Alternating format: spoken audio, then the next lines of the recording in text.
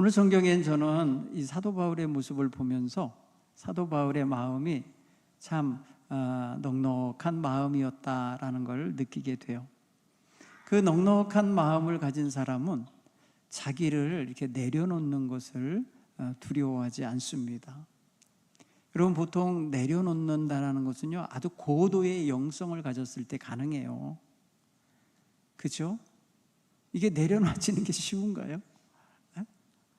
짐스러움에도 못 내려놓잖아요. 내려놓으라는 거. 제가 언제 등산을 한번 하면서 등산객들을 이렇게 봤는데 쉬는 자리에 가서도 배낭을 안 내려놓더라고요. 쉬면서 도로에 앉아 있으면서도 등짝에 그 무거운 배낭을 그대로 메고 있는 거예요. 사실은 이걸 내려놔야 쉼이 생길 것 같은데 못 내려놓으시더라고. 왜 안 내려놓냐니까, 아이고, 주워 매기가 또 복잡하다네. 여러분, 우리는 짐을 내려놓는 거를 우리는 편안하게 여기시잖아요. 그래야 되고 또. 그런데 나이가 들면서도 내려놓는 게 잘 안 돼요. 그렇죠? 그동안 살아왔던 삶의 습관이 있고 자기 나름대로 루틴이 있죠. 원칙이 있고 어떤 그런 삶의 방식이 있어서 여간에선 내려놓는 자세를 못 가져요. 그래서 나이가 들면서 점점 고집스러워진다는 표현도 쓰고 사람이 완고해진다는 표현도 쓰는 이유가 좀 자기 거를 내려놓고 다른 사람의 입장을 좀 헤아려 볼 수 있는 눈도 있어야 이게 눈높이 맞추기가 시작되거든요. 여러분, 이게 상대방의 눈높이를 좀 맞출 줄 알아야 대화가 되고 눈높이가 좀 맞아야 뭔가 좀 협력도 하고 또 비전도 나누고 그러는 거 아니겠어요? 늘 어린애 같은 모습으로 늘 그냥 이끌어주기만 바라고 뭔가를 누가 그냥 지시나 해야 그때서야 움직이는 타성적인 자세를 가진 인생은 늙어도 그렇게 돼요. 그래서 남을 안 챙겨준다고 원망하고 나를 안 돌아본다고 자식들 서운해하고 막 그러는 거예요. 그런데 여러분, 조금은 우리 마음이 여유롭고 좀 넉넉하고 따뜻하면 자신을 생각을, 주장을, 가치관을 조금은 고집하지 않을 수도 있어요. 여유가 생겨요. 오늘 저와 여러분이 이런 마음을 가지고 명절을 보냈으면 좋겠어요.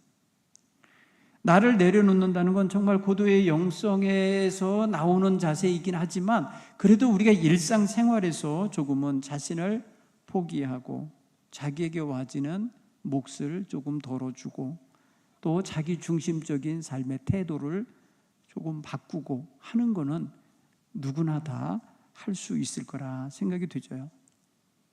오늘 여기에는 그래서 사도 바울은 사실 일면식도 없고 그리고 무슨 평소에 굉장한 친밀감을 갖고 교제하던 사람들도 아닌 이방 땅에 가서 이방 문화 속에 사는 사람들을 상대로 복음을 전해주는 자세를 지금 말하고 있어요. 그분은 지금 보니까 자기는 지금 사실 저 유대 땅 예루살렘 하이클래스들 모여있는 그룹 속에 있어야 할 사람이에요. 그 사람이 그동안 평소 다져놓은 인간관계나 그가 펼쳐서 실력을 길러놓은 그런 모든 실력과 자격과 그런 특권은 지금 여기 와 있으면 안 되는 거예요. 이 고린도 사람들을 상대하고 있으면 안 될 사람이에요. 그런데 지금 사도 바울은 지금 예수를 영접하고 예수님 안에서 자기의 모든 것들을 내려놓고 살아가는 삶의 자세를 가지게 됐다는 거죠. 그도 한때는요, 자기 중심적인 삶을 살던 사람이에요. 그래서 자기의 유대적 전통과 유대 율법에 대한 학습 그리고 그거에 따른 자기 나름대로 자기 의의가 있어요. 자기 나름대로 쌓아온 탑이 있다고요. 그런데 이 모든 것을 예수님 믿으면서 와르르 다 무너뜨려 버렸어요. 그거를 의존하지 않게 됐어요.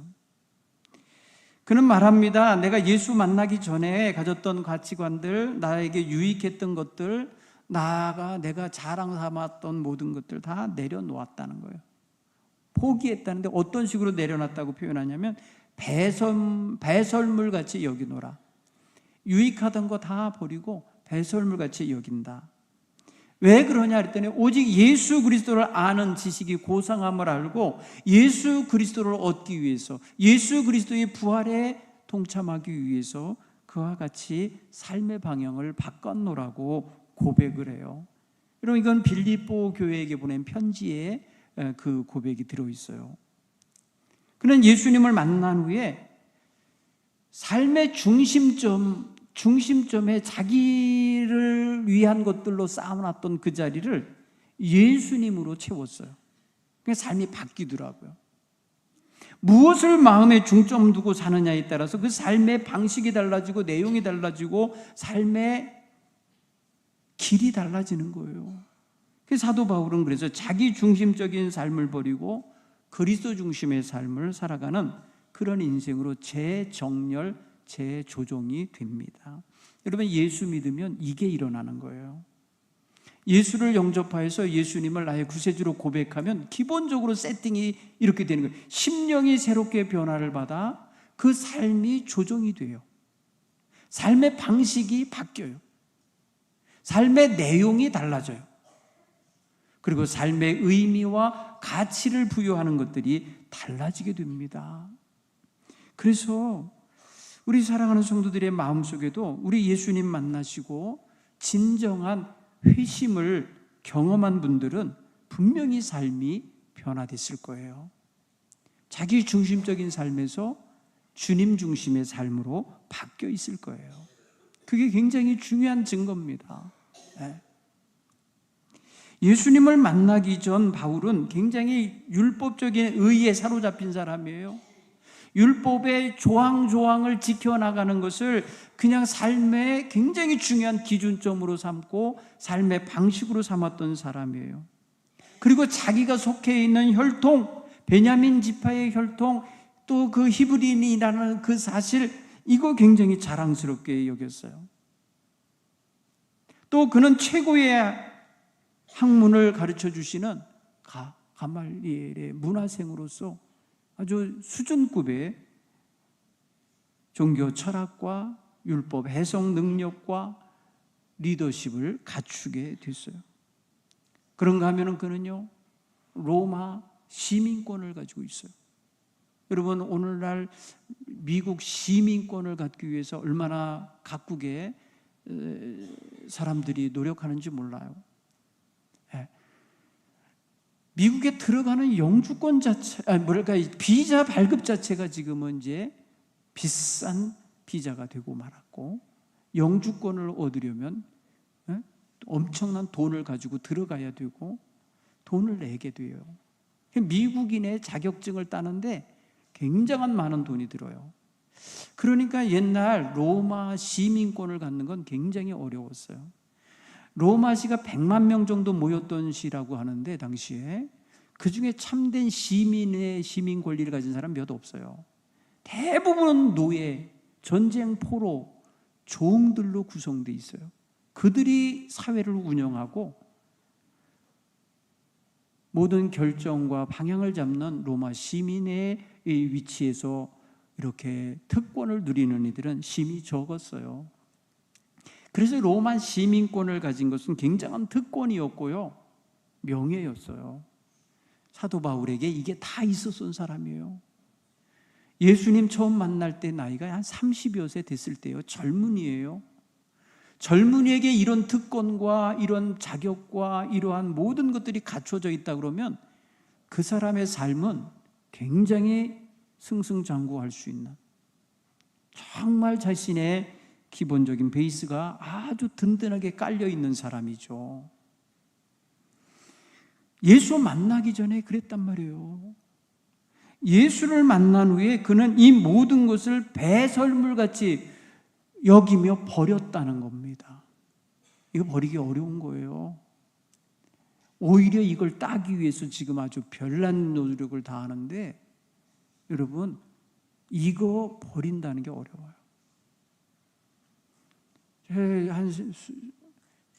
한 20여 년 전에 제가 미국에 있는 한 친구 목사님한테 부정청탁을 받은 적이 있어요. 부정청탁이 뭐냐? 위조 서류를 만들어 달라는 거예요. 왜 그러냐 그랬더니 그게 미국 영주권을 얻는데 필요하다는 거예요. 그 누구 거냐 그랬더니 자기네 교인 거라는 거예요. 생각해 보세요. 일면식도 없는 사람이요, 우리 교인도 아니요, 우리 모든 것도 아닌데 여기서 교인이었고 여기서 11조를 하였고 여기서 오르간 반주를 했던 사람이라는 증명을 해달래. 전 정말 힘들었어요. 그때 그 친구의 마음에 상처도 주지 않으면서 동시에 이거를 바른 길로 정리해 주기가 너무 어려웠어요. 물론 저는 절대로 저희 교회 직인이 찍혀서 서류를 만들어 줄 수가 없었어요. 그리고 하나님 나라를 사모하는 사람이 미국 영주권을 위해선 교회도 속이고 나라도 속이고 모든 걸 속이면서 싸우면 그게 어떻게 정당하냐? 어떻게 목사가 그거를 성도에게 권장하고 그렇게 해주겠다고 나섰냐? 여러분, 이민사회에서 교인 하나 붙잡으려니까 그렇게 한 거예요. 사랑하는 성도 여러분, 이게 이 어떤 특권을 얻기 위해서 이런 모습을 하는데 너무너무 싫었어요, 저는 그게. 그래서 제가 아주 이렇게 저렇게 설명을 하면서 이건 옳은 게 아니다. 최소한 목사는 옳은 길을 가르쳐야 된다. 그리고 옳은 그 삶을 살아야 된다. 어렵지만 친구야, 이거는 무너지면 안 되는 거야. 이 선을 무너뜨리면 안 돼. 사실 여러분이 어려운 거예요. 그렇죠? 그런데 어느 특권을 얻기 위해서 그렇게 노력을 하는 것, 당시에 로마 시민권을 얻기 위해서 사람들이 어마어마한 돈을 뇌물로 썼다는 거예요. 실제로 빌립보 감옥에 갇혔을 때에 간수장이 사도 바울이 로마 시민인 걸 알고 그냥 쩔쩔맵니다. 왜? 로마 시민을 재판도 없이 두들겨 팼어요. 재판도 없이 착고에 차서 감옥에 가뒀어요. 죄수를 만들어 버렸다고요. 막 그런 일이 벌어져 갖고 이 로마 시민권을 발동할까봐 굉장히 벌벌 떨어요. 너는 어떻게 시민권을 얻었냐? 젊은 나이에 물어보니까 나는 태어나면서부터 로마 시민이었다는 거예요. 이 소리는 다른 말로 말하면 아버지, 어머니도 로마 시민이었다는 소리예요. 그러니까 유대인들이거든요. 어떻게 됐는지는 몰라요. 그러나 사도 바울 입장에서는 굉장한 특권을 가진 거예요. 그런데 이 모든 것들을 예수 믿으면서 나를 위한 것들이라면 난 다 포기한다. 그거 다 내려놓은 거예요. 그럼 복음 전하면서 수없는 고난을 당하고 수없는 부당한 핍박을 당하고 재판도 없이 매를 맞고 감옥에 갇히는 일이 있었지만 로마 시민권을 활용하지 않았어요. 나 로마 시민이야. 재판 안 받고 나 이렇게 매 맞을 수 없어 하면서 재판관들을 위협하지도 않았어요. 그냥 주어지는 대로 비가 오면 비를 맞듯이 바람 불면 바람을 맞듯이 그렇게 했습니다. 그런데 그런 사람이 어떻게 변하겠어요? 그런 어떤 자기의 특권을 가지고 있었던 사람이 어떻게 그렇게까지 변했겠어요? 예수님 때문이에요.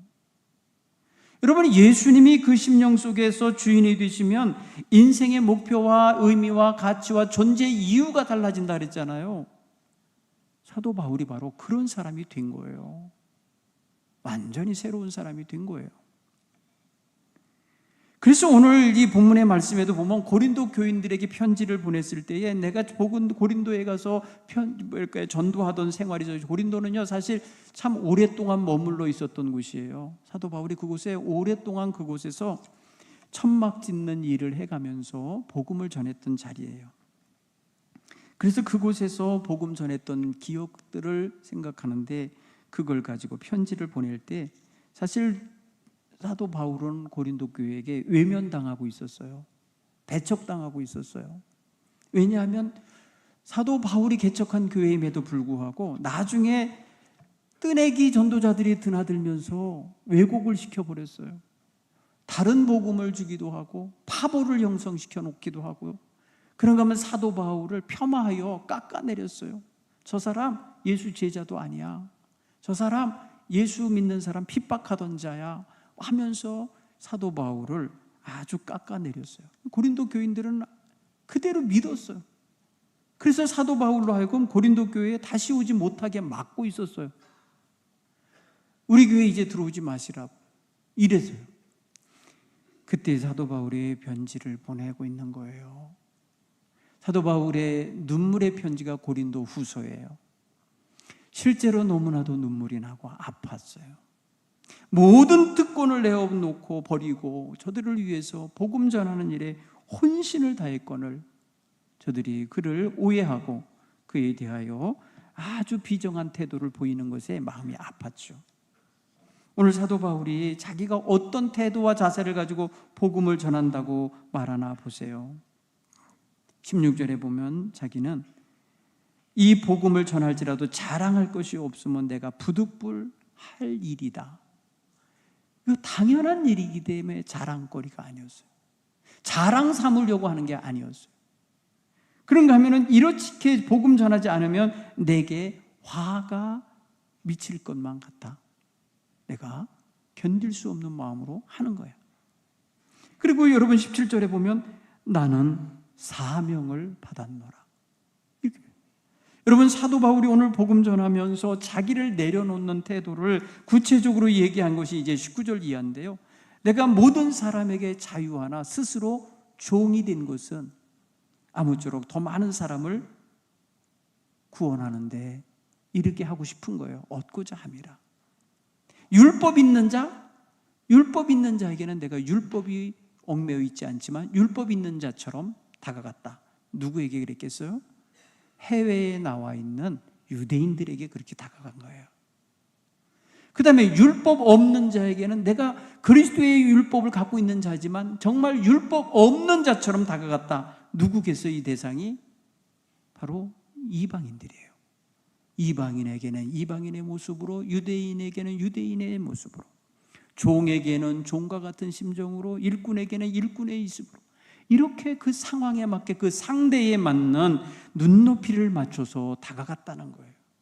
여러분 눈높이를 맞추다 보면은요 자기를 내려놓지 않고는 안 되는 거예요. 보통 어른들이 아이들에게 눈높이를 맞추려면 무릎을 꿇어야 돼요.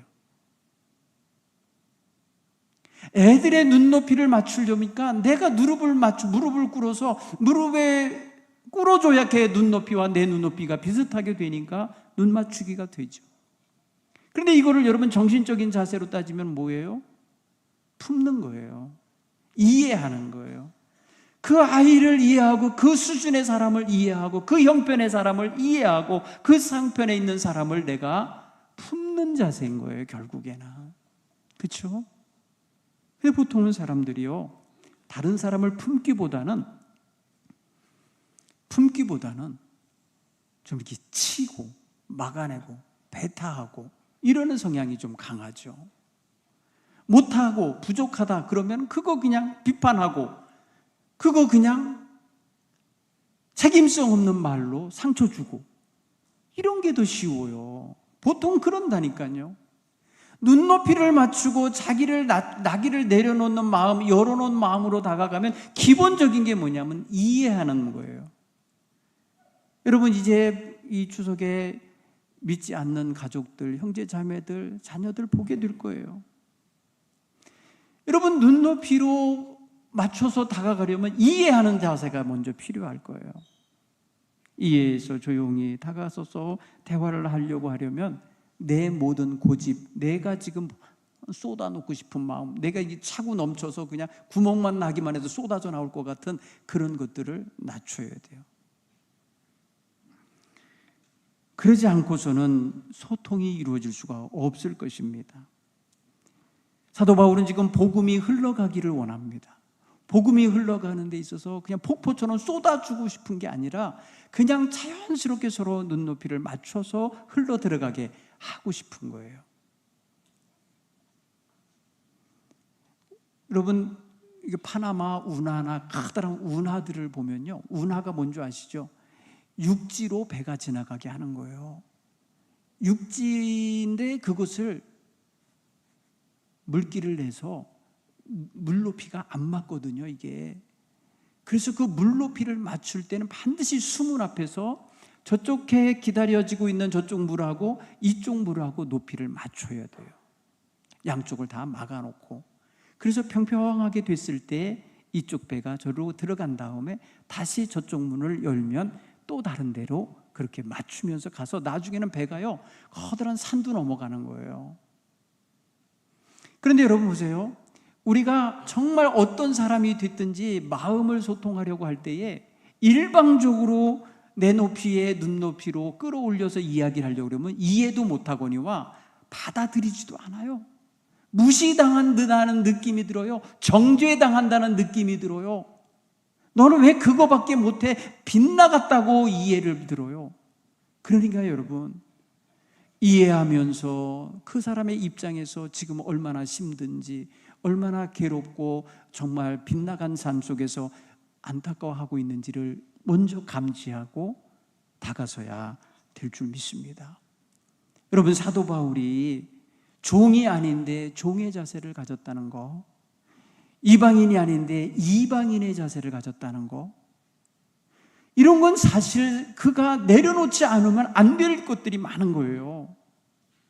그거를 내려놓고 다가섰기에 복음을 위해서라면 내가 나의 어떤 신분도 특권도 내 어떤 주의 주장도 여기서는 발현되면 안 되겠구나 하면서 내려놓는 자세일 거예요.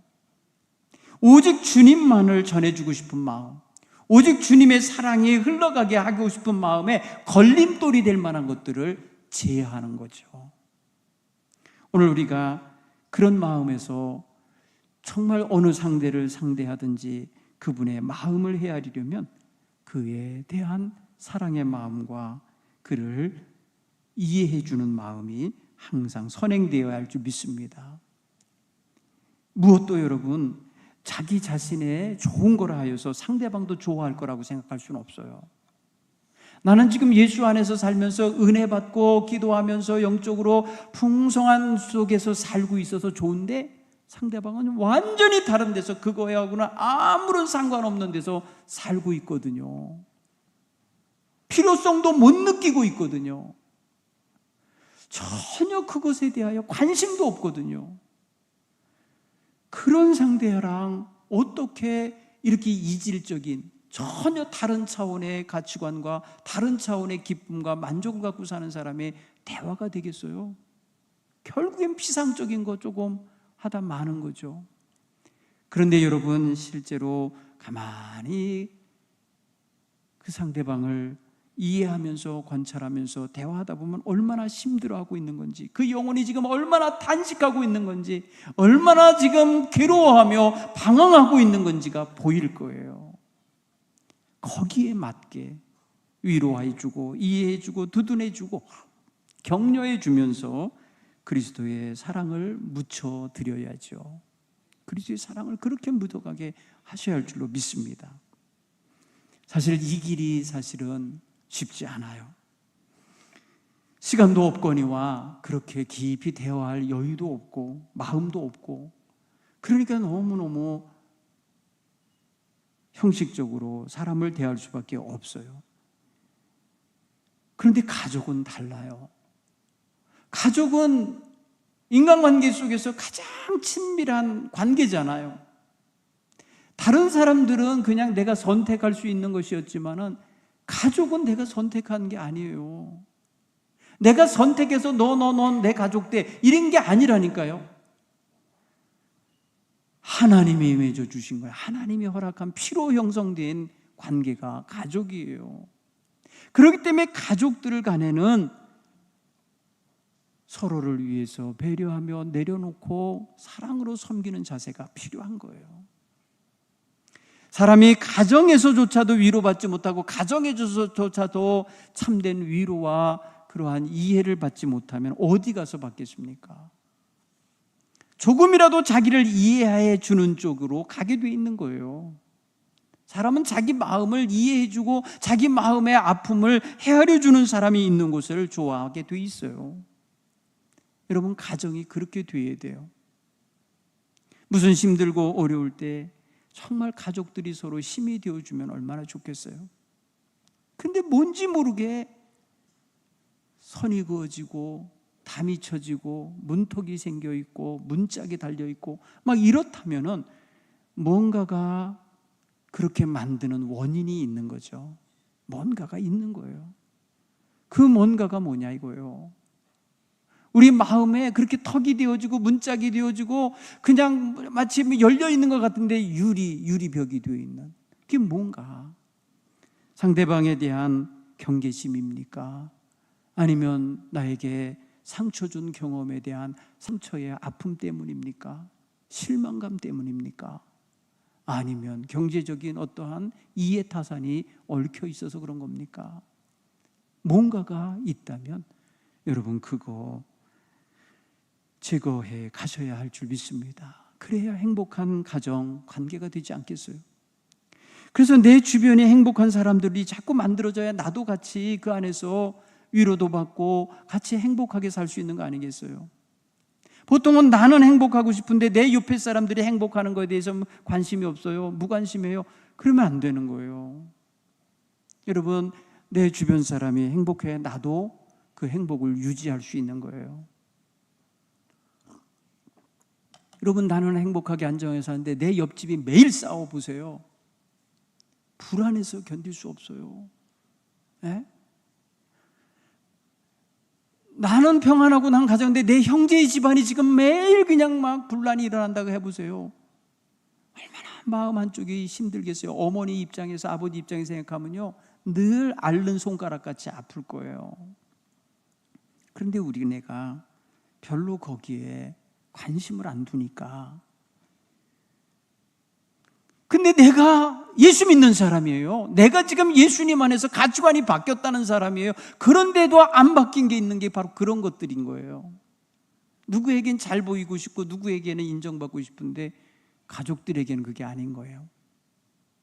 그래서는 안 되죠. 제일 먼저 우리 가족들에게 사랑하고 가족들을 이해하고 가족들 안에서 서로 교통함이 있어야 될 줄 믿습니다.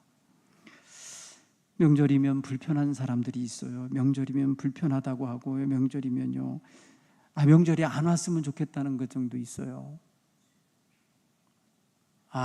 빨리 치료가 되어야 할 가정들이에요. 여러분, 여기 복음이 필요한 가정들이에요. 여기에 진정한 예수님의 임재가 필요한 가정이란 사인이에요. 오늘 우리 모두가 정말 예수님 안에서 오직 참된 사랑과 섬김이 있어져서 복음이 흘러가고 사랑이 흘러가는 게 막힘이 없게 되기를 위해서 늘 기도하는 저와 여러분이 되기를 간절히 바랍니다.